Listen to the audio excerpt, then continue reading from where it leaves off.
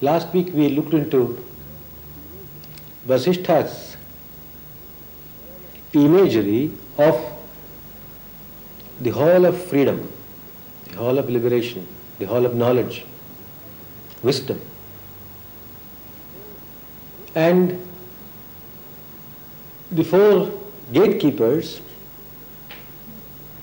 with whose help alone we will be able to enter this hall of wisdom.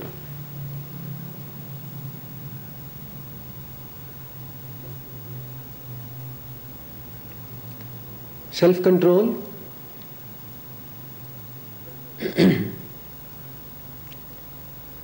self-inquiry, contentment, and satsanga, or good company. Put it in a very simple way, good company. I suppose you realize it means nothing, huh? You have to define what good means, what company means, and all that.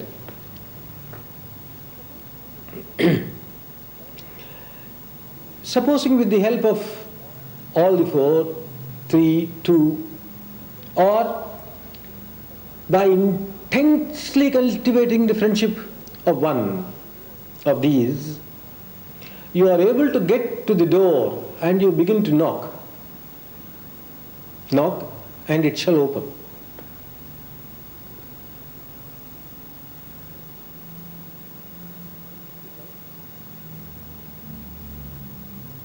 The first and most important factor here is to knock. It shall open, or it shall be opened. Your knocking does not open the door. If you knock hard and long enough, maybe the skin comes off your knuckles, but it doesn't open the door.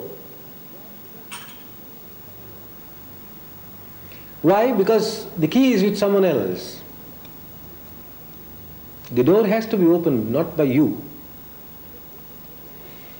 What happens if we are kept waiting for long? We were reminded of the story of Shuka, who didn't mind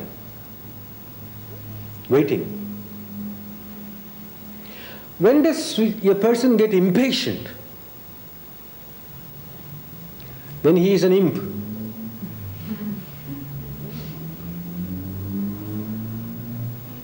That's it, get impatient. The very fact that you are impatient shows that you are not knocking.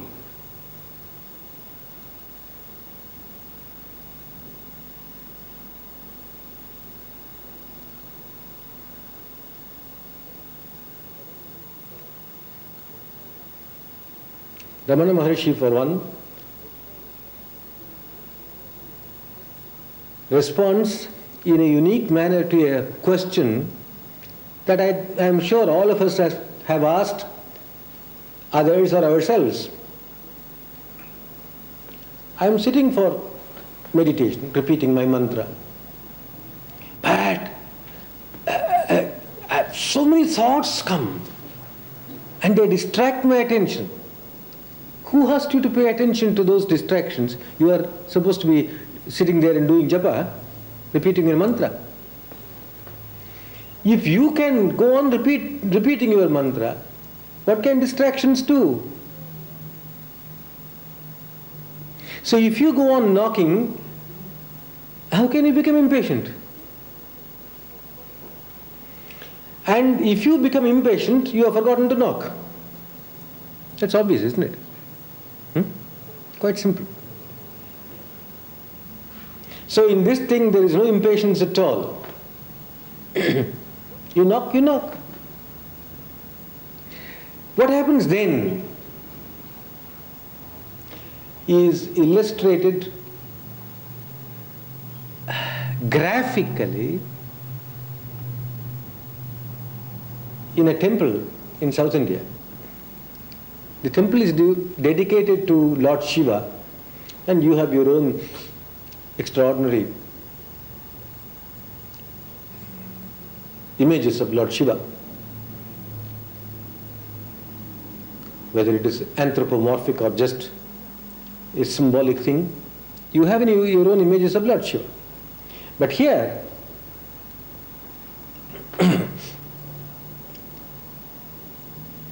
the place is called Chidambaram.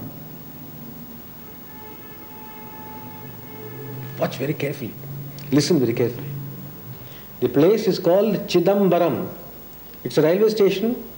You see a signboard there, and the whole town, whole city is called Chidambaram. And there is a temple there. And it is in that temple that Lord Shiva is worshipped as Nataraja. You have seen the dancing Shiva, beautiful image that is found everywhere, dancing Shiva. The image of Nataraja is found there. But in another part of the temple, you are introduced to the Chidambara Rahasyam. Rahasyam means great secret.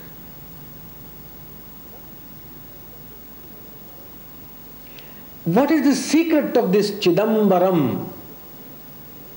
We will still consider it a place, the name of a place, and the name of the temple. Right? We will come back to the name a little later. And now, this temple dedicated to Lord Shiva has one little corner where the secret of Chidambaram is waiting to be unveiled. And if you happen to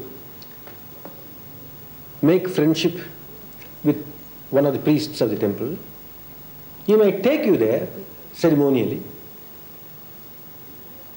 for a fee, perhaps. I don't know. We went with Swami Shivananda, so I didn't know anything about it. And then you stand there, you see beautiful tapestry hanging, beautiful, gorgeous, exciting. And he says, look! And you keep looking there, the priest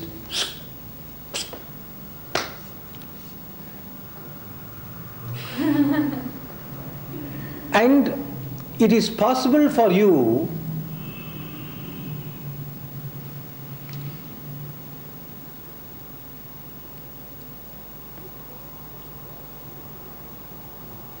to come away with an exalted experience or absolute disappointment, total disappointment. There is nothing. Is one view, is that it? Is another.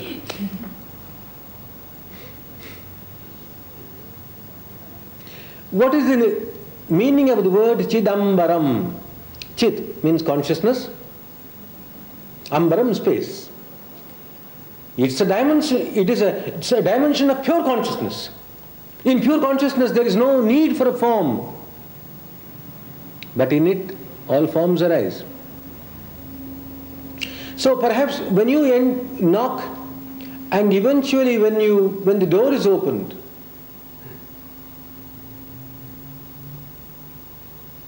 you see, what do you see?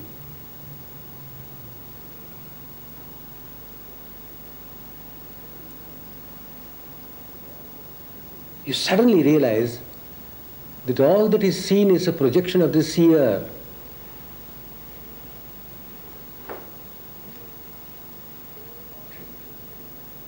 You may say or think it is an illusion, but the seer of the illusion exists.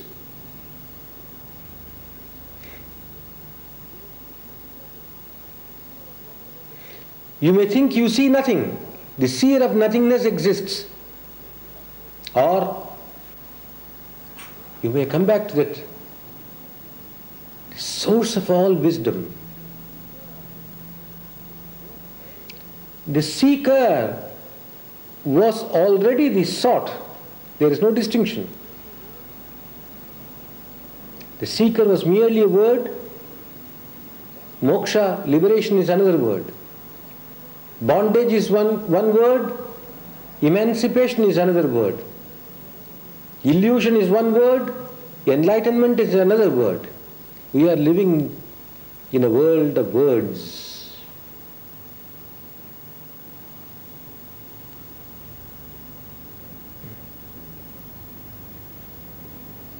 Suddenly the distinction between the seeker and the goal disappears. Suddenly the distinction between bondage and liberation disappears. Suddenly the distinction between you and I disappears. Suddenly the distinction between pain and pleasure disappears. Happiness and unhappiness disappears. These are all words.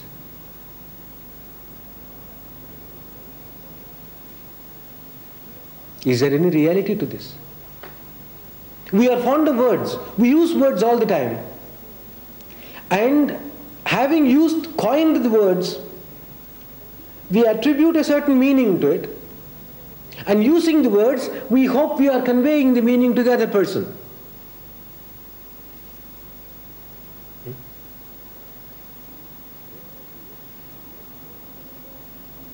The words may have no meaning at all. We use even words which have no meaning and imagine that somehow meaning has been given to those words. As for instance, in mathematics you have got minus quantities. Can you ever conceive of a thing called minus 16? What is minus 16? Can you figure out the answer to this question? I owe you minus $16. No, sorry. When I say I owe you minus $16, it really means you owe me $16.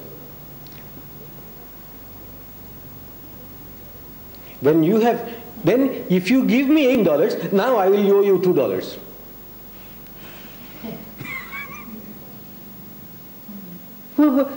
What is meant by? So in this expression of some sort of negative formulation, we are missing out something and we are seeing something else.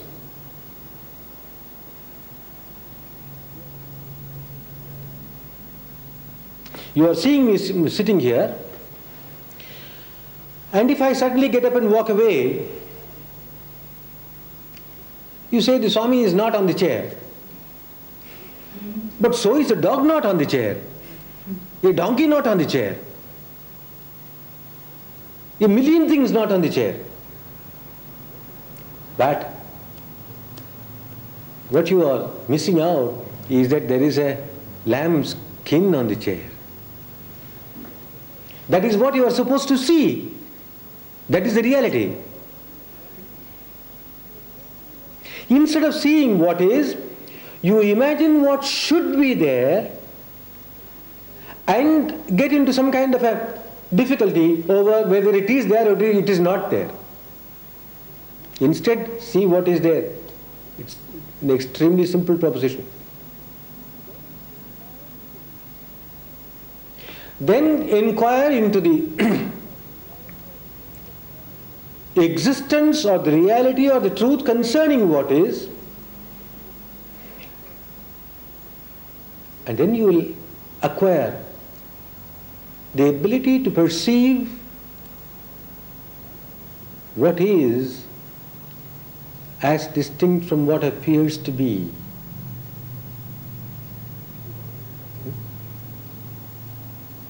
A verse which occurs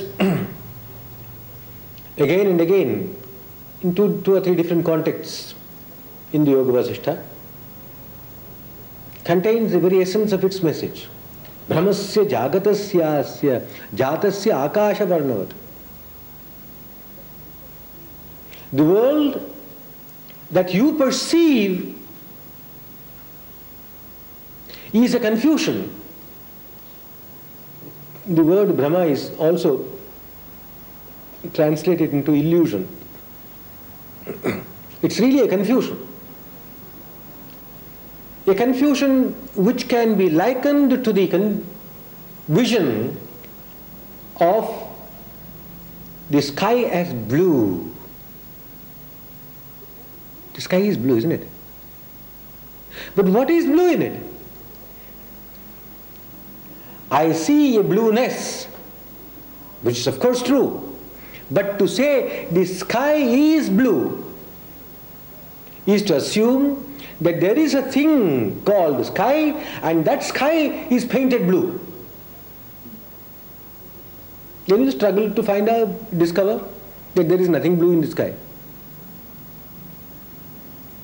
And then there is no sky.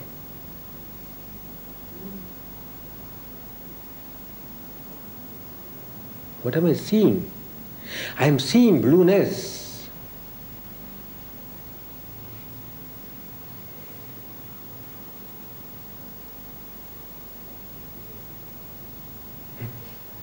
I am seeing blueness. So, the vision that is projected outside, the conviction that arises in the mind that there is something blue there, is questioned. It is a confusion. Like minus 16. Minus 16 meant something else. It is an expression that masks the truth and appears something else, and makes it appear that it is something else, that I owe her.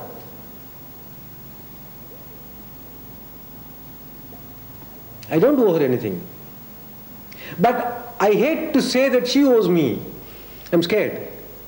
So, in order to mask this, I introduce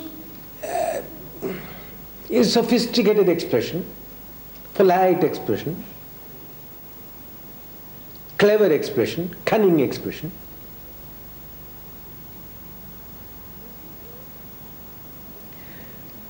In these words,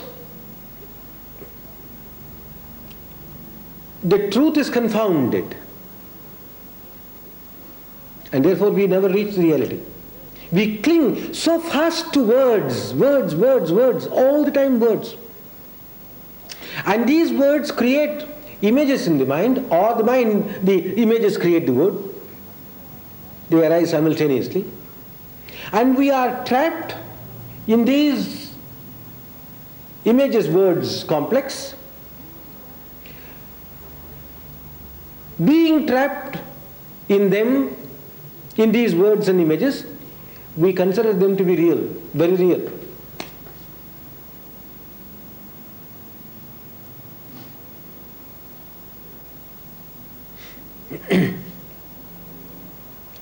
These words and these images become so important to us that they rule our lives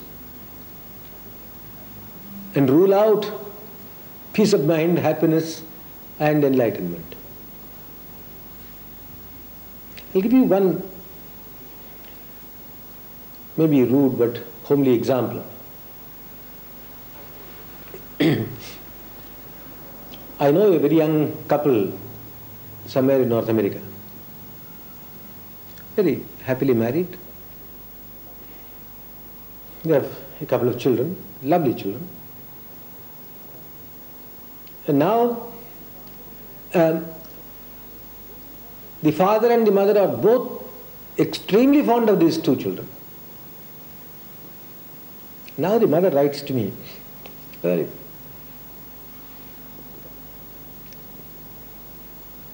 astonishing letter. She says, now we are very happy together, this little family. And I get on very well with my husband. There is a little problem, and that is that the first child was born soon after we got married, though we knew each other for some time before that. I have a feeling that it is not my husband's child.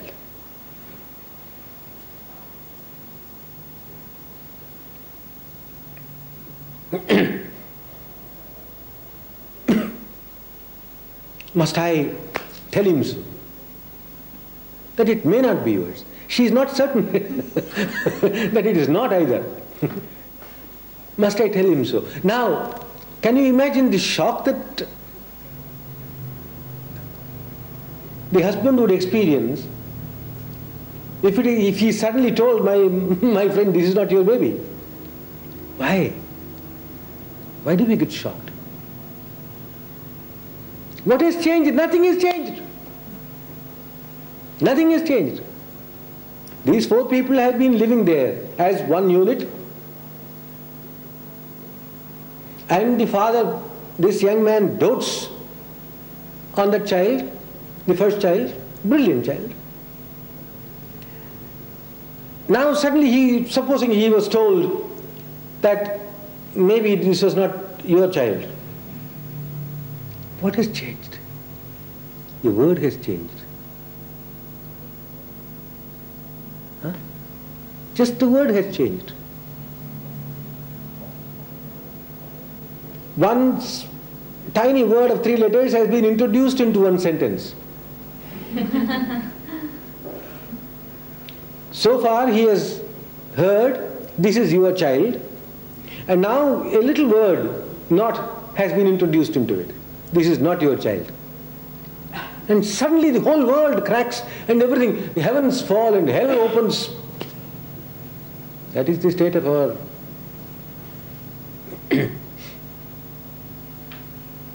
lives here.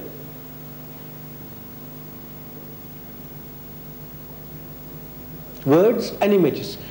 And these things rule our lives. We never bother to inquire into the nature of these words, nature of these images, who builds them,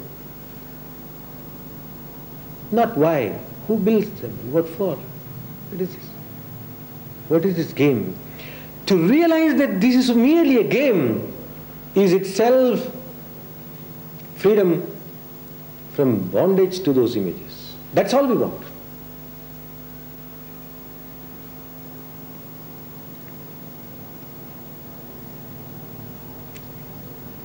Several centuries ago, people looked at the sky and really thought that God had made a nice, beautiful blue cover for our earth to protect us from the devils outside. Now, man has gone to the moon and he has found that there is nothing, no blue dome, nothing there. No blue dome. Nothing blue there. It's all empty space. Huh? Can you go out and look at the sky? Do you see it is blue or not? Yes? Sure. What is the difference? Whereas someone a few thousand years ago thought that there was really something there which was blue and felt happy about it or unhappy about it, you who still see it as blue are not bluffed, are not deceived by it. What has happened? Nothing has happened. What was there is there even now. You did not see it as for what it is, and now you see it for what it is. And you suddenly realize that blueness is merely a word. There is nothing blue there, but the word is there, the image is there. You have understood the meaning of the word, the meaning of the image, and you are no longer trapped, deceived by the word and the image, because you do not treat the word and the image as if they were realities.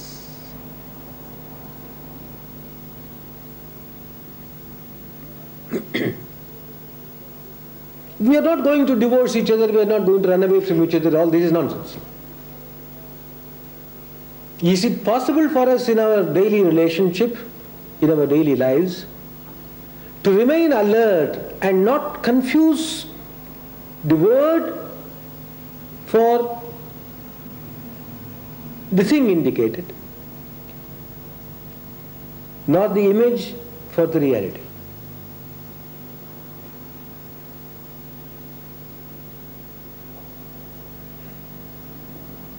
Are we using these words, happiness, unhappiness, pleasure, pain, bondage, liberation, as if they are solid realities? We are using these things as if they were very real. To illustrate this, Vasistha gives us a lovely little story. I would like to read it because it's packed so intensely that I don't think I can memorize it and repeat it to you.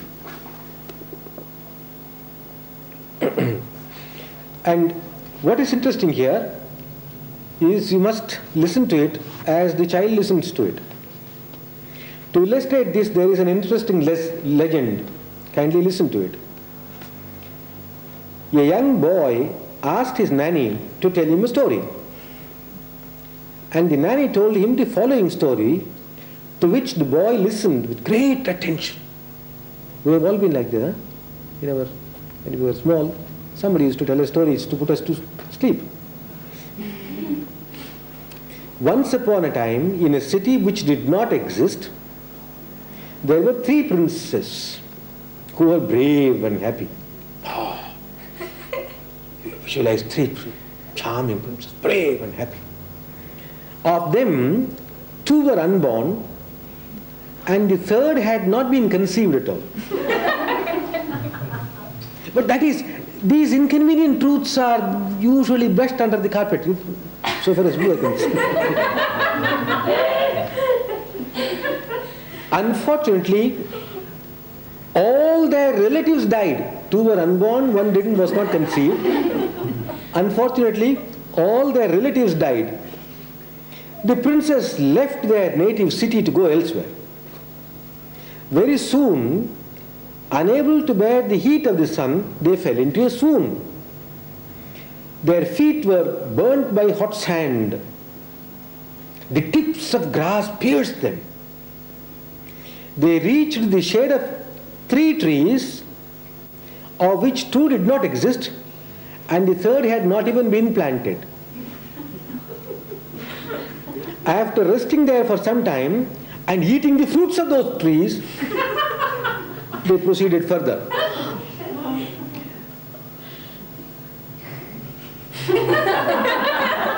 They reached the banks of 3 rivers.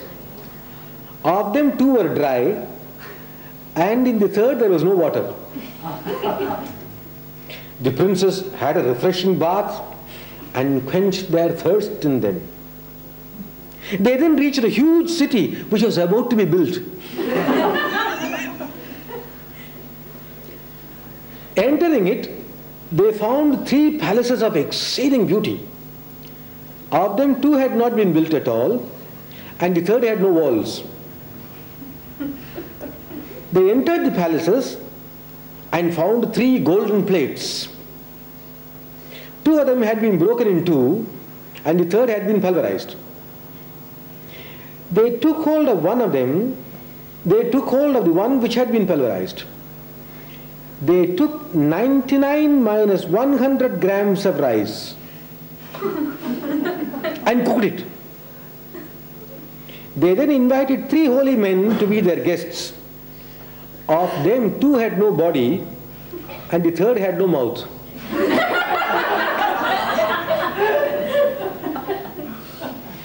After these holy men had eaten the food, the 3 princes partook of the rest of the food cooked. They were greatly pleased. Thus they lived in that city for a long, long time in peace and joy.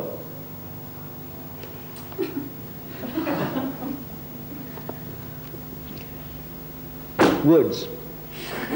Wasn't that story beautiful? We all enjoyed such stories. We all enjoy that stories. We go to the movies. Is there, especially if there is a very moving, not only moving in the sense of movie stories, But really moving, heart-warming, heart-moving story. I've seen people getting emotional about it, don't you?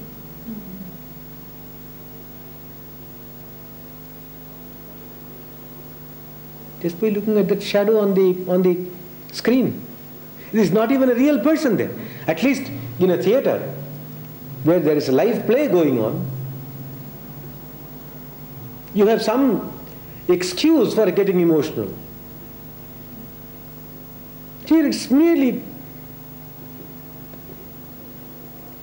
a shadow flitting across a screen, and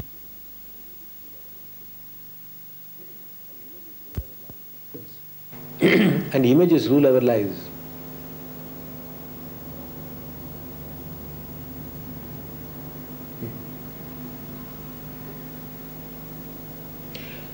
When this simple fact or truth is realized, gradually the meaning that we have attributed to these words and images come into question.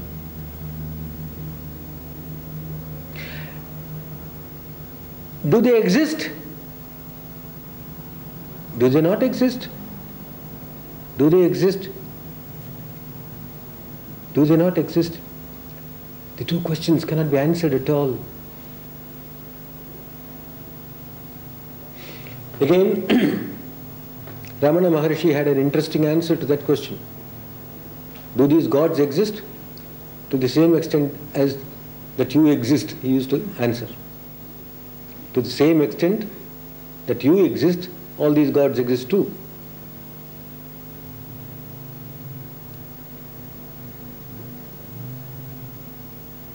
Then you turn your attention within what? We don't know. And see the arising of these images. There is an existence, but what I thought existed is doubtful.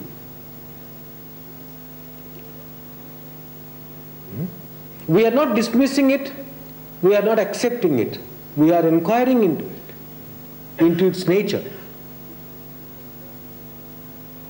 into the truth concerning this entire creation. If all these things do not exist, how is it I see them?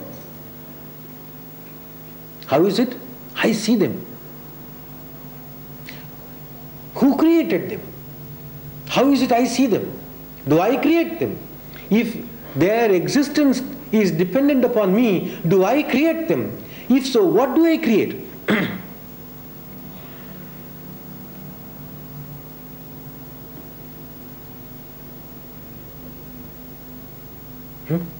What do I create? Do I create the outside world? Is it outside? And what do I create?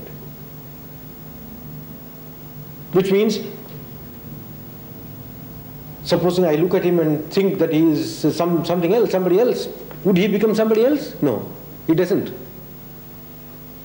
Who creates all this? How is the universe created? And what is the meaning of all this creation?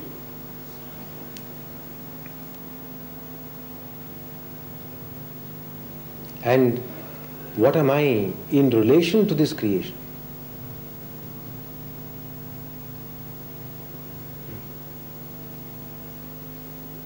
What is this creation? Who created all this? And what am I in relation to all this? What do I contribute to this creation? How much? How little? In what manner? These are the questions that begin to haunt us, because there is still this feeling or the understanding that a desire arises in me only because an object is seen.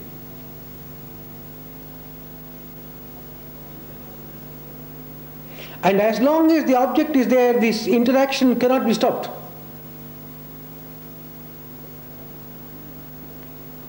There is bondage between these two. Whether I am bound to you because you are holding me, or I am holding you, there is an experienced bondage.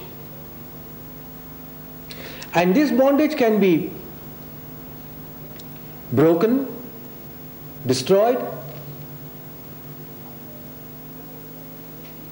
either by realizing that you don't exist in the manner in which I think you exist, or I don't exist in the manner in which I have assumed myself to be.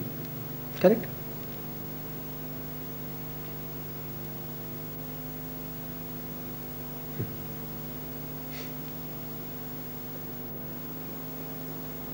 Supposing you are very fond of mangoes, and you see on the mantelpiece a lovely looking mango, and you go for it, grab it with great eagerness, great craving. Oh, I'm going to enjoy it. Then suddenly you discover it's plastic. Your craving goes away. You may be disappointed, but your craving to eat the mango goes away. So the moment you realize that that object was not what you thought it was, the desire to eat it has gone.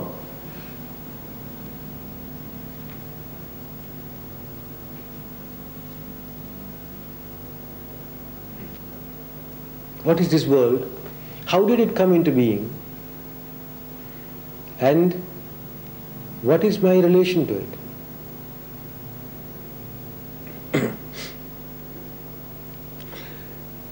Again, another illustration, another story is given in the Yoga Vasistha.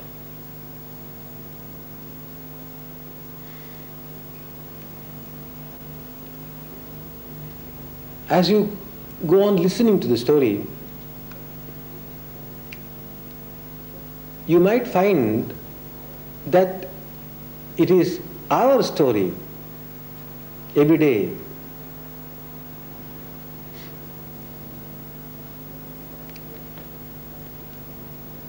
The author or the guru here, Vasistha, is considered to be the son of the creator, Brahma,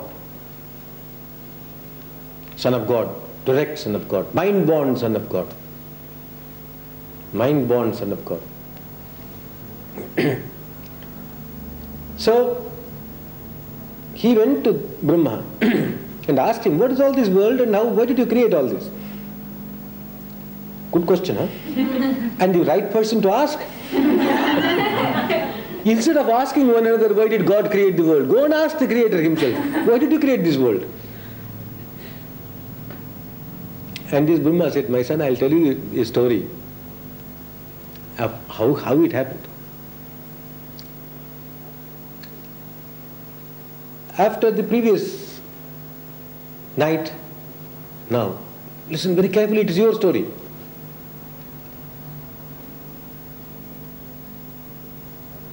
At nightfall, I went to sleep and there was no creation. The entire universe had been dissolved into the black hole, which the scientists are discovering only now. Huh? The whole universe had been reabsorbed into the black hole. Then after some time, I woke up. After how much time? No one knows. Huh? It's fantastic. I don't know if you have ever awakened with a surprise, if not shock. What happened to that time? 9 o'clock or 10 o'clock, you lay down, and as if just now, 5 o'clock. What happened to that time? Or was there a time at all? Maybe there wasn't. I've told this story to some others. Some of you may be new to this. I don't know if you were there also. I was flying from Vancouver to Toronto. And oh my God, that was the most horrendous trip because there was a strike and that's all sorts of problems. And so eventually we got to Toronto at about 1 o'clock or so. The entire plane was packed and there was at least a supermarket full of baggage. And so we went all filed into the baggage claim area. We were waiting. The whole thing was dropping. And some of my friends were standing close by, waiting and waiting and waiting. They had been waiting since midnight, waiting and waiting. They were getting impatient. I was also getting a bit tired and worn out. And one of them showed me the watch. No, it's 2 o'clock. I said, my bags are not down yet. It's about 2 minutes to 2. 2 minutes to 2. And then I happened to look at the clock. Just at that moment, it was 3 o'clock. There was some kind of a time change, either summer time or daylight saving time or whatever it is. Where was I at 2:30?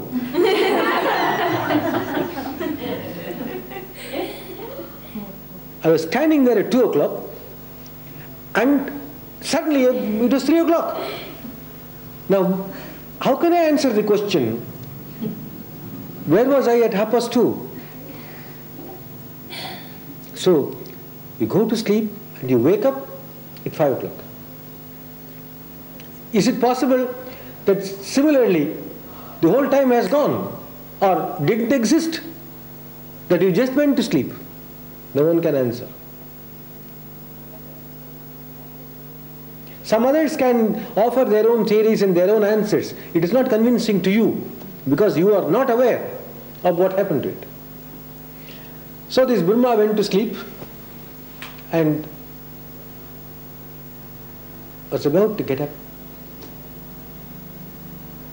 And just as you are getting up every morning, and then slowly within him arose visions of all manner of beings.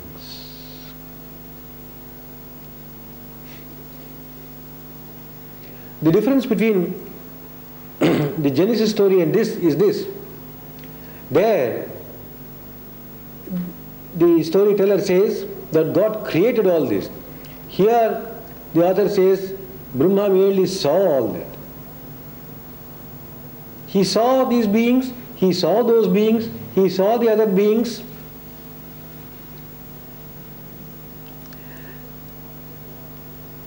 A question naturally arises in our minds. Why did he think of a human being in this form? Why not in some other form? Why a tiger with 4 legs and some funny tail and all that? Why are there different forms of monkeys? How did he know that these animals should be created in those forms? These questions cannot be answered. So it was. And then, says the Vasistha story, he saw in that, where? I don't know.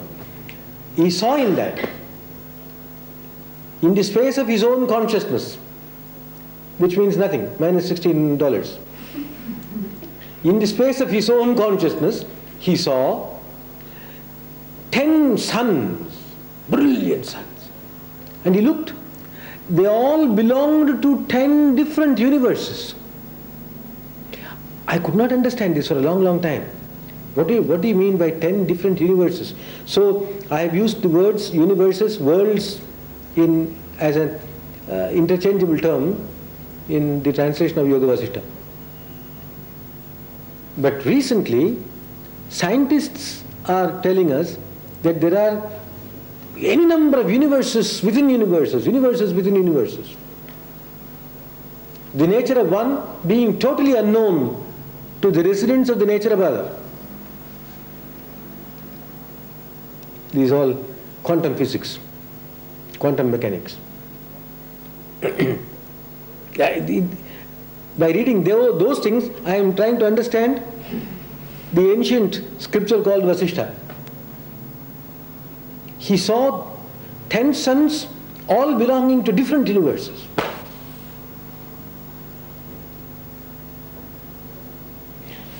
Then the question arises in his heart, all these things already exist, what must I do?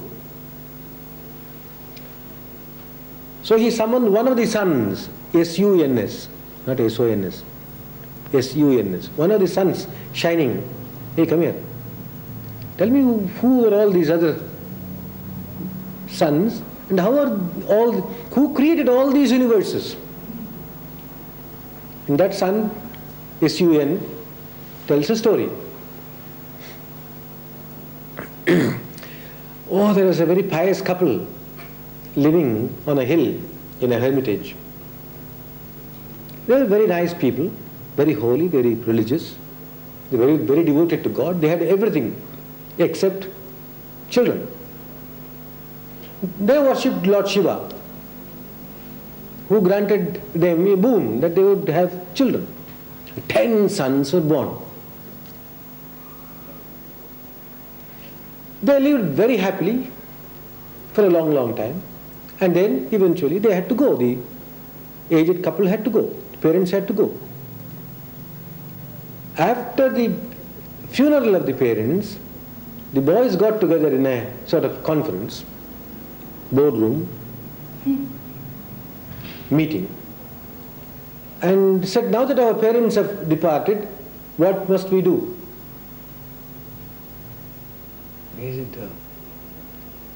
It's no good hanging on to a temporary job and, at the risk of being kicked out any time. We must seek for that thing which shall be secure. Everybody wants security here. So we need security. We could become the emperors of the world, but then we are in danger. We will be kicked out. We will die. We can become the king of heaven. That also seems to be not quite secure. Come on. We should become creators of the universe. How about that? So that at least as long as the universe lasts, we will last. Approved, they said, all the 9. But then how does one become the creator of the universe? It's a meditation. Can achieve anything, everything. And so they sat, and the story says they stood contemplating, I am the creator of the universe. My head is heaven, my feet are the earth, my skin is space, all the gods and goddesses are there in me, personally. The rivers run within me, the mountains are there in me, earth, water, fire, air, all these things exist in me. So they contemplate. For how long? Till their contemplation materialized. Which meant what? Soon after that, there was a cosmic dissolution. Means what? They went to sleep. Yeah? They went to sleep. And their bodies had become decrepit, their bodies had disintegrated, but what did not disintegrate was their thought form.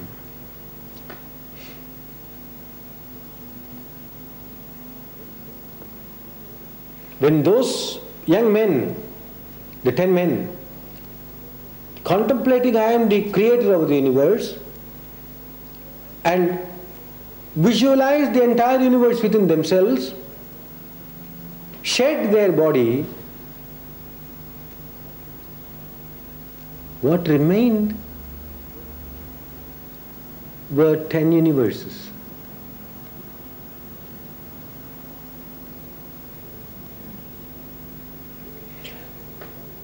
In a very small way, you and I do that every night. We create our own universe in dreams.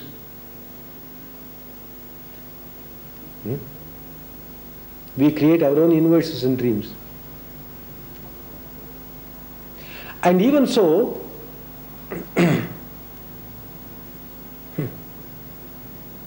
I have a slogan, a cliche. Every disembodied thought is a universe.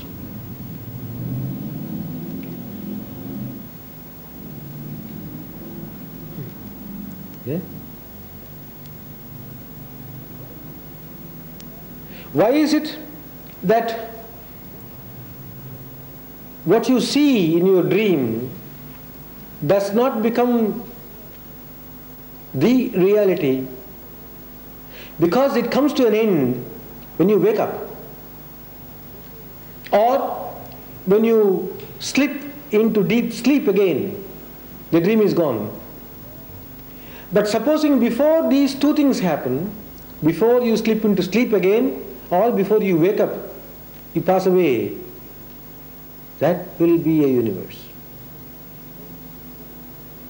Totally independent. Totally independent of all the universes that other dreamers have been constructing at the same time. We might all be sleeping here, each one dreaming a completely different dream. And by some quirk of fate, destiny, all of us seem to pass away at the same time. What happens? There will be 35 universes floating here. Here what? Where is here? This room is not there. Why? This room is related to this body. And once that body has been shed, this is not a room anymore. Difficult to understand. Difficult to understand. Because we are completely circumscribed and bound to this time, space and materiality reference. It's extremely difficult to understand this. The words seem to be clear. There is no difficulty in understanding the words. But to see the truth for what it is, it's not so easy. This used to be our problem, and now I believe this is also the problem of the physicists. They don't have words to describe what they want to describe. We are all lying down here, blissfully sleeping, blissfully dreaming our own little worlds. Our own little worlds. Our own little universes. And then suddenly it so happens that all of us die. What is meant by that? Even that meaning is not clear. When I am asleep already, I have lost consciousness of the body. If suddenly you gas me or do something and I pass away, what do you mean pass away? The connection between the body and consciousness is lost, right? And when the connection between the body and consciousness is lost, at the same time, the connection between consciousness and all that this body was associated with is lost, right? When the connection between consciousness and this body is severed, at the same time, at the same moment, the connection between consciousness and all that this body was associated with, you, the walls and the Australia and It's all gone. But in its place, what do you mean in its place? I don't know. Minus $16. There is something. What is there? Your dreams. Your consciousness. Whatever was what is your consciousness? Whatever there was that had somehow made its abode in this body, that remains there, and that becomes a new world, new universe. In that you live. That is creation. And this creation takes place not just once in a few million years or billion years, every day as you wake up.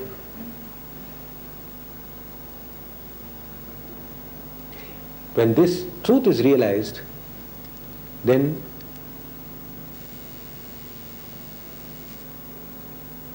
a certain revolution of outlook happens naturally to us. That is called self-control. Self-control is not repression, suppression and all the rest of it. Detachment is not kicking or running away from nothing of the sort. When this truth is immediately grasped, then there is self-control. Then there is contentment. Then there is the spirit of inquiry. And then there is natural, automatic seeking the company of the good and the holy, auspicious. And therefore the Yoga Vasistha says in a very beautiful verse, even though earlier on it was said that self-control leads you to the mansion of wisdom, wisdom is dependent upon self-control, and self-control is dependent upon wisdom. Without wisdom you cannot have self-control. Without wisdom you cannot have contentment. Without wisdom you cannot have virtue. Virtue without wisdom is some kind of blind adherence.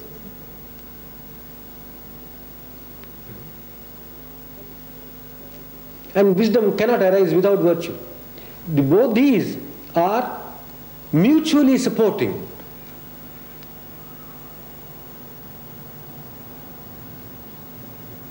And that virtue, self-control, contentment, arises when the wisdom concerning the universe and its appearance in one's own consciousness arises.